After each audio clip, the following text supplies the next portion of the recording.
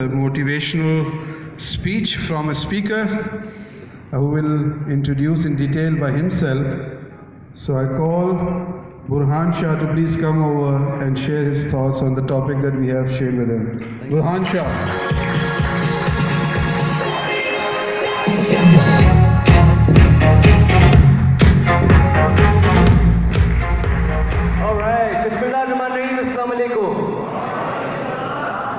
वैसे सलाम के जवाब पे तो मैं आता हूँ मगर उससे पहले gentleman congratulations you know the symbolism for a red scarf it's like pretty ancient right communist era में कहा जाता था वो यंग लोग जो नए मुल्क बनाते थे वो लाल स्कार्फ पहना करते थे और अगर ख़वातीन पहनती थी तो वो फैशन नहीं माना जाता था।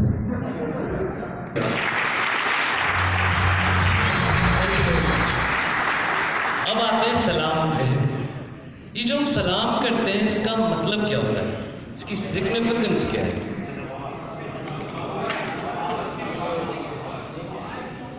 ठीक है, तुम पर सलाम दियो। Thank you very much sir. So जब आप किसी को ये कह रहे हैं तुम पर सलाम दियो, in a way it's a good news right? आवाज़ ऊंची निकालिए। Thank you very much. तो जब हम किसी को खुशखबरी सुनाते हैं तो कैसे सुनाते हैं? अभी रिसेंटली किसी की कोई प्रमोशन, कोई गाड़ी चलेगी,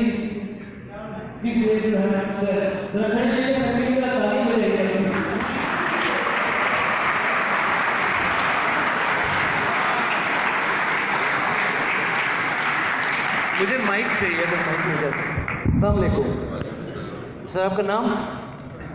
मेरा नाम मोहम्मद प्याज। मोहम्मद प्याज साहब, आपकी प्रमोशन हुई है? जी सर। तो डर क्यों रहते, वापस ले ली जाएगी? I am highly motivated and very happy to got this promotion. I beg to state I'm suffering from fever. Thank you. तो मुझे बताएं जब आपकी प्रमोशन हुई थी एंड जिस तरह आपने शादी का लगा आपने जब अपनी वाइफ को न्यूज़ सुनाई थी तो वो जरा मंजिल बयान कर सकते हैं यहाँ पे आके लोगों के साथ? आप इधर जरा सच्ची तालियां बजाइए।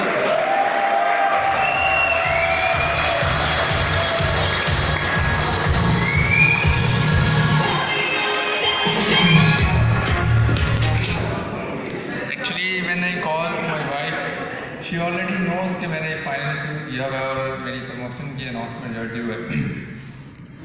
तो मैंने कहा अस्सलाम वालेकुम।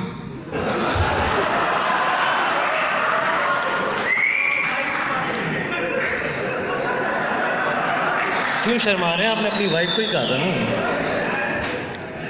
अभी वो भाई ने क्या सलामती की दुआ देनी चाहिए तो वाइफ को भी दे सकते हैं। तो मैंने कहा कि मैंने बड़ा सैड मतलब लहजे में कहा कि मेरी प्रमोशन आपको पता है होनी थी अनाउंस, तो बस अब खामोश, मैंने फिर आगे खामोश हो गया। तो उन्होंने कहा कि एकदम से शौक हो गई, तो कहने लगी कि आप तो कह रहे थे कि काफ़ी चांसेस है, आपका बड़ा अच्छा इंटरव्यू हुआ है, तो क्या हो गया? मैंने कहा मैंने तो कुछ भी नहीं कहा अभी। तो फिर मैंने कहा कि अल्हम्दुलिल्लाह मेरी प्रमोशन जो है अनाउंस हो चुकी है।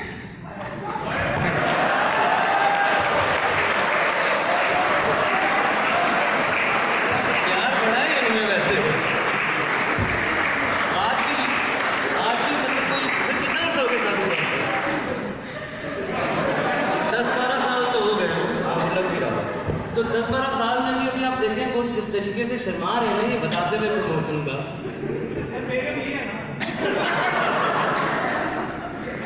अच्छा, तो कहने का मकसद था सर, जब आप खुशखबरी किसी से शेयर करते हैं तो आपका लहजा उसको कॉम्प्लीमेंट करता है।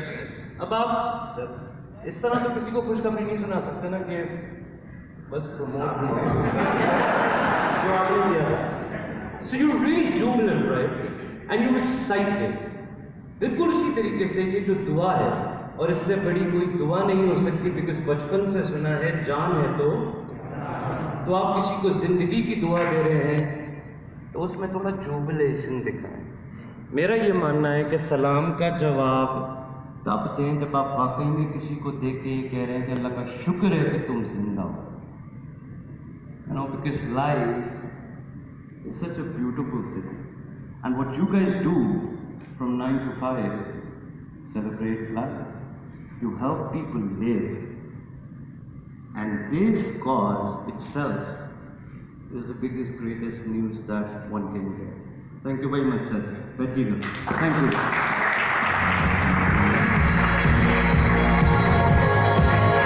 तो कहने का मकसद ये है कि सलाम का जवाब जब दें तो बड़े पुरजोश अंदाज में दें ताकि दूसरे को भी लगे। जो मुझे तो बहुत खुशी हुई आप लोग को यहाँ देख के। वो अलग बात है पीछे एसी बहुत तेज़ था, बट एक बार फिर से ट्राई कर लेते हैं। ये देखते हैं कि आपको मुझे देख के खुशी हुई या ऊपर से यहाँ मुझे देख सकते हैं।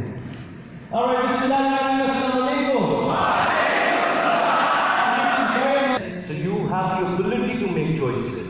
इस बात पे कितने लोग अग्री करते हैं से आए जोर से बोलिएगा आए। Perfect, thank you very much sir. So आप फैसला कर सकते हैं, इसलिए आपको अशरफ बनाया गया। अब फैसला इस बात का करना कि ये बात कहने वाली है या नहीं, ये जरूर करें मगर जरूर अपने होने का एहसास दिलाएं। अक्सर लोग अपने होने का एहसास क्यों नहीं दिला पाते, आपको पता है? तो बता सकते लोग दूसरी बातें क्यों मैं बात कर रहे और ये डरना आपके बचपन से रहा। एक होती है इफेक्टिव लिसनिंग, एक होती है कॉन्शियस लिसनिंग। हम as a nation effective listeners हैं, सुनते जरूर हैं मगर उसकी बात खत्म हो और मैं पॉइंट मारूं इसलिए सुनते हैं। That's effective listening. Conscious listening आपके अंदर उतरती है। हमारे बहुत सारे ऐसे पब्लिक स्पीकर्स हैं, बहुत सारे ऐसे उलमा हैं, बहुत सारे ऐसे लीडर्स का तो नहीं पता मगर बहुत सारे बाकी लोग हैं जो जब बोलते हैं तो आपका दिल चाहता है कि आप उनकी बात सुनें। और सो कॉन्शियस लिसनिंग करते रहें, आपका पप्पू मरता रहेगा। कहा जाता है कि इन एनी आर्ग्यूमेंट और discussion the best thing that you could do is raise your hand and ask. सवाल पूछें। हम इसलिए नहीं पूछते, अगेन वही वाली बात लोग कहेंगे कि 5 साल से काम कर रहे हो तुम्हें नहीं आता हो, मगर जब तक पूछेंगे नहीं तो जान नहीं पाएंगे। बोलिए अल्लाह का शुक्र है कि प्रॉब्लम्स हैं और कोई कुछ नहीं कर रहा। अगर कोई कुछ कर रहा होगा तो मैं आपकी डिग्री, आपका एक्सपीरियंस, आपकी हर चीज घड़ी अगर सर्वे में कोई प्रॉब्लम नहीं।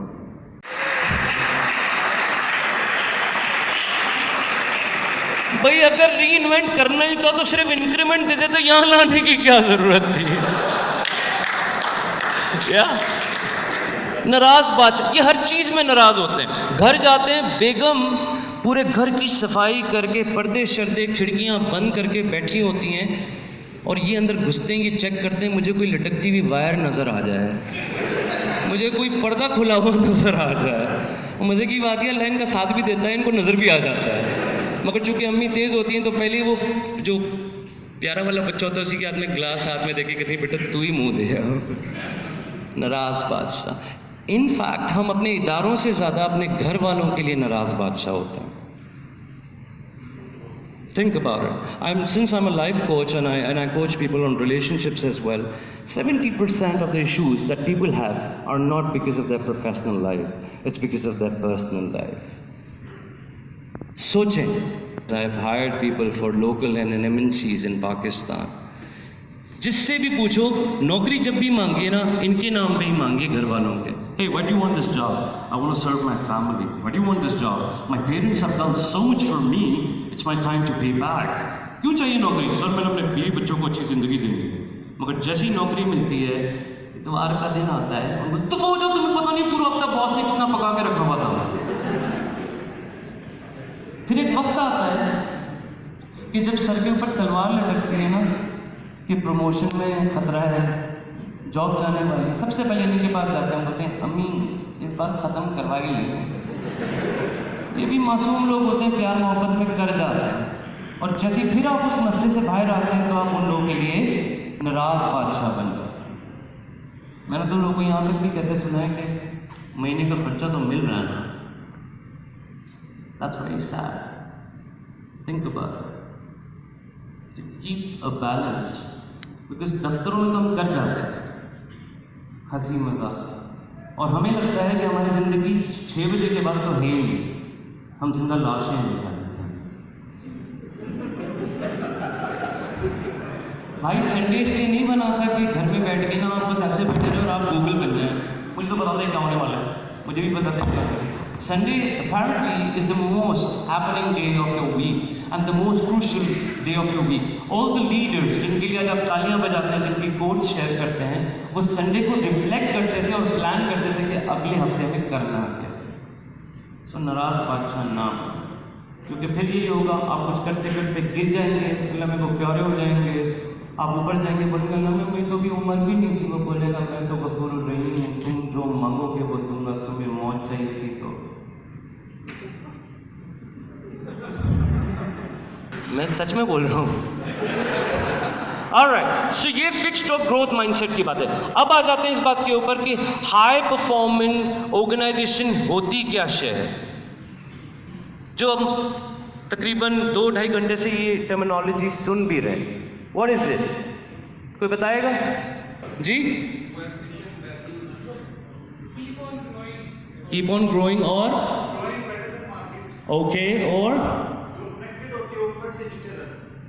ओके और ओके परफेक्ट, ऑलराइट, परफेक्ट। अब आपने जो कुछ बताया वो देखें, इस 2 लाइनों के अंदर आपको नजर आएगा।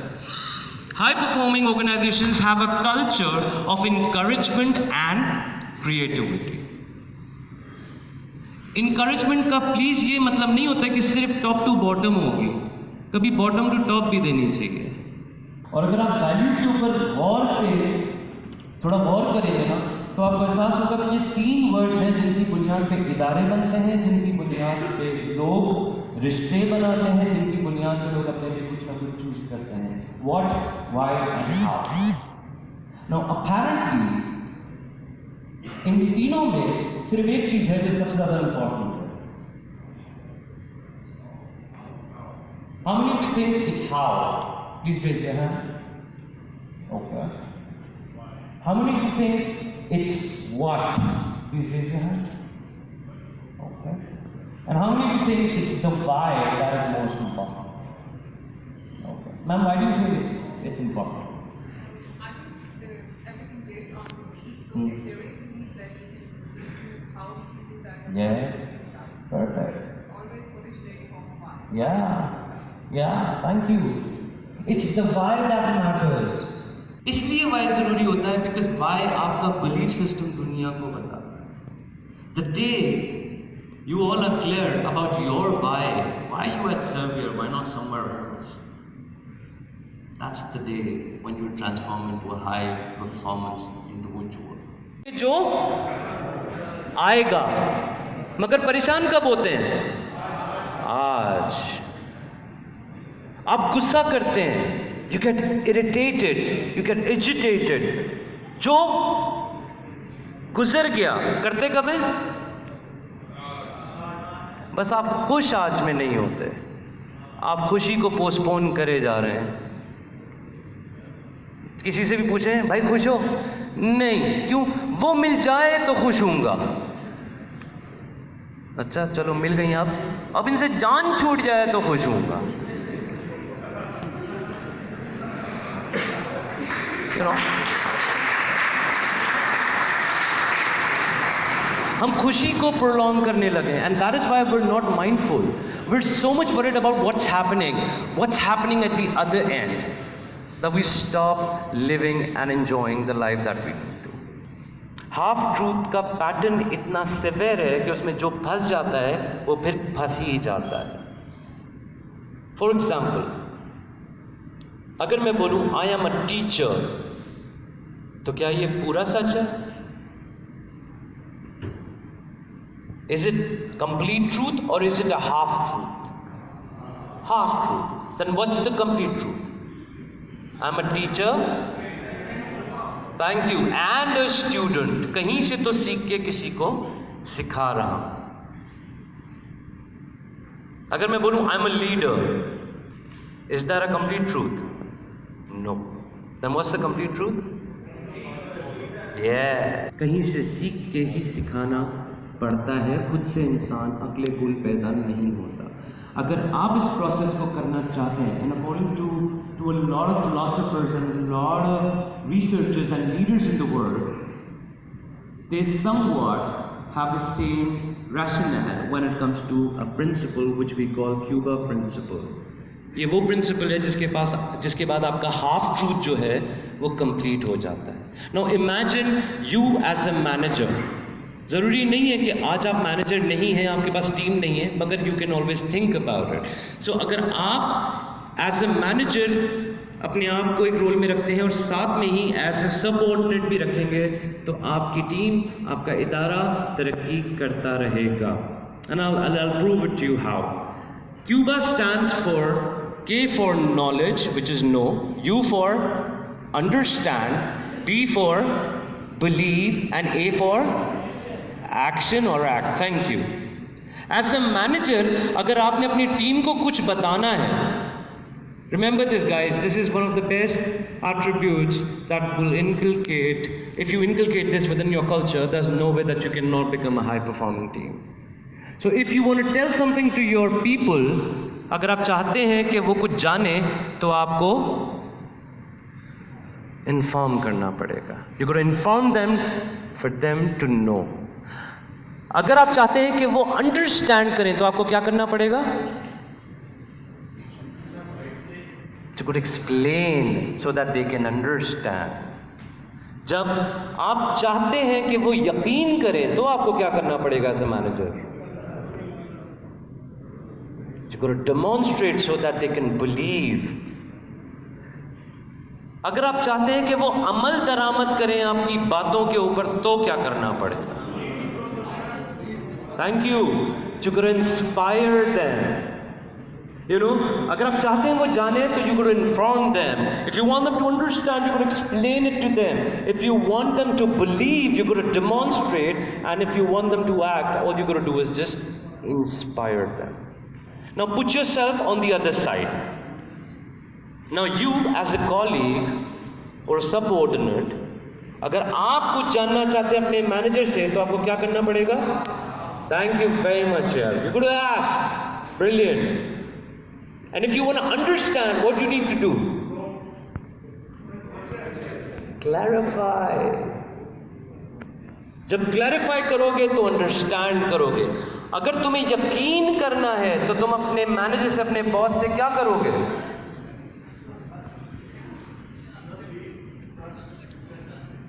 Okay, discussion.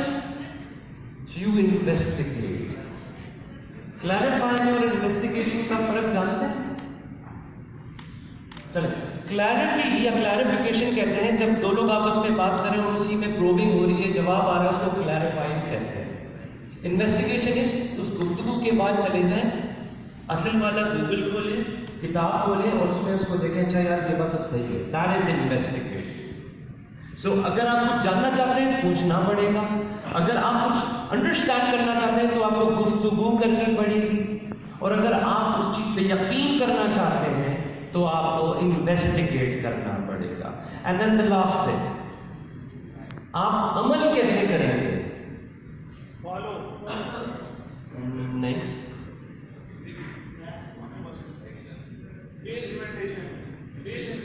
इम्प्लीमेंटेशन उसके बाद आती है. बिल वाले करीब हैं. हाँ, करीब आके दूर जा रहे हैं आप. That's also a second stage. शादी कितनों की भी रात रहेगी? देखिए, फर्क नहीं पड़ता. आप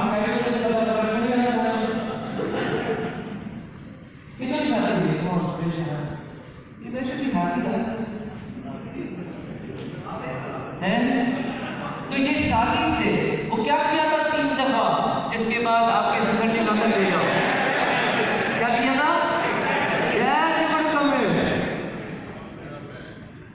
कमिट करोगे तो ही अमल कर पाओ। You're gonna do it. इंशाल्लाह है, मगर you're gonna do it. Jump. Take the fall. Now this principle, if you can give it to a 5-year-old or you give it to a 50-year-old, trust me, this works like magic.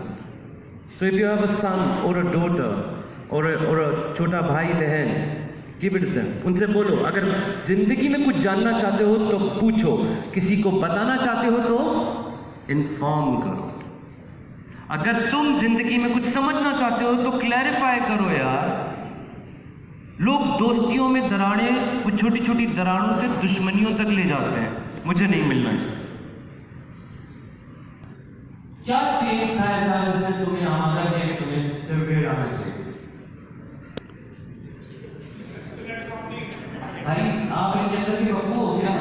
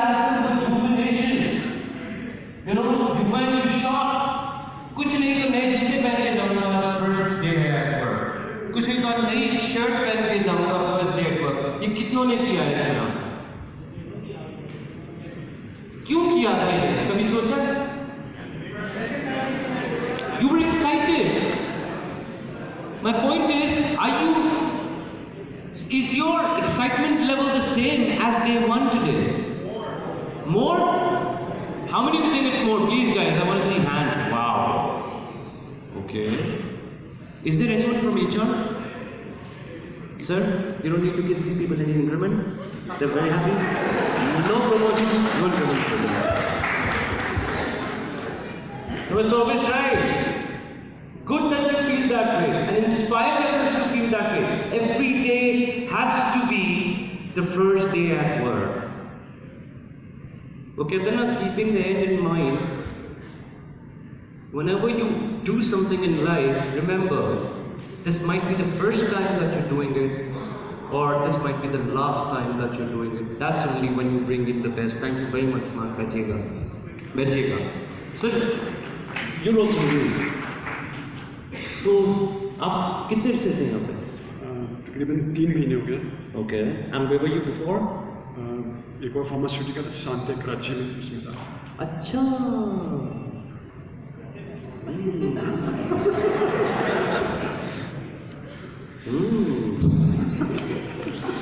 क्यों है छोड़ के?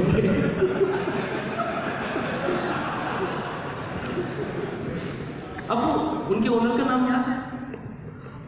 तो की owner नहीं, executive owner तो नागी साहब हैं और अली साहब. ऐसे पूछ रहा हूँ. Okay, so what was the reason why you made this move? Why Servier? Service ये कि यहाँ पे एक तो मल्टीनेशनल है, आपके जो न्यू सिस्टम्स पे काम करने का, यहाँ पे काम करने का ज़्यादा मौका है. Right. जो मेरी एबिलिटीज है उसको ज़्यादा बेटर तरीके से यहाँ पे इम्प्लीमेंट कर सकता हूँ. Right. और दोनों के लिए विन विन सिचुएशन है कि मैं अपनी जो एबिलिटीज है वो डिप्लॉय कर सकता हूँ और जो मेरी. Perfect. So 3 months have gone by. So, sir, I didn't ask your name. Khalid Saab. Khalid Saab, so now, how do you think that you could transform this team into a high performance team by keeping in view the attributes, the passion that the team has, the strengths, or maybe the area of improvement. Give me one key point according to you that if that happens, this is the biggest goal that you crack. If there's no attitude, then what will happen? Success factor नहीं आएगा, सब attitude नहीं होगा, सब confident नहीं होगा, success factor. So you think there's an interdependency? So your success is dependent on others? In fact, your success is dependent on every single person who's at say Servier? आप लोग सुन रहे हैं कि जो बात हो रही है? तो अगर खालिद साहब सक्सेसफुल होते हैं, इसका मतलब है कि सबको सक्सेसफुल होना पड़ेगा। And there's a reason why I was asking these questions. This equation, it says A plus S multiplied by A equals to R. आप में से कोई मैथमेटिशियन है यहाँ पे जिसके A's आते हो स्ट्रेट A's मैथ में? सब देख रहे हैं? किसी का मैथ तो योर सर टेल मी, जब इस तरह की इक्वेशन होती है तो they say, and I have heard this because I apparently wasn't a good student in math, but they used to say that जब तक ब्रैकेट की इक्वेशन नहीं खुलेगी तो इंपैक्ट नहीं आएगा पूरी इक्वेशन ऐसे। सो के यहाँ पे क्या है? Knowledge, perfect. एस क्या है? Skill, which you are trying to bring in. A क्या है? एप्टीट्यूड। जितना नॉलेज और स्किल मिला दें, जब तक एटीट्यूड से मल्टीप्लाई नहीं होगा, रिजल्ट नहीं आएगा। जिस दिन ये रेस शुरू होती है, Derek was considered as the one who will win this race and get the gold medal for United States of America. Race शुरू होती है और जैसे ही हाफ लैप खत्म होता है, एक इंसिडेंट होता है और डेरिक के पैर में उसका हैमस्ट्रिंग पुल हो जाता है and he falls down. Pain is killing him. ये तकलीफ ऐसी जानलेवा तकलीफ है कि वो कुछ नहीं कर सकता। बच्चे डेरिक है या आम आदमी नहीं, जिसने 11 साल तक सिर्फ ख्वाब उस गोल्ड मेडल को देखा। अब इस तकलीफ में, इस पेन में इसके पास कोई और रास्ता नहीं, स्ट्रेचर पे बैठे और चला जाए, मगर डेरिक ऐसा नहीं करता। He gets up, he knows that there is pain, और वो लिव करना शुरू कर देता है। वो कहता है जो रेस मैंने शुरू की, उस रेस को मैं खत्म जरूर करूंगा। By this time वो रेस खत्म हो चुकी है, मगर डेरिक हार नहीं मानता और डेरिक लंगड़ाते लंगड़ाते जाता है। इतने में लोग देखते हैं कि एक बंदा सिक्योरिटी ब्रीच करता हुआ डेरिक के करीब आ रहा है और वो मना कर रहा है, डेरिक मत कर, रुक जा। And then the world finds out that that's Derik's father, who can't see his son in pain. एक बाप अपनी औलाद को अपनी आंखों के सामने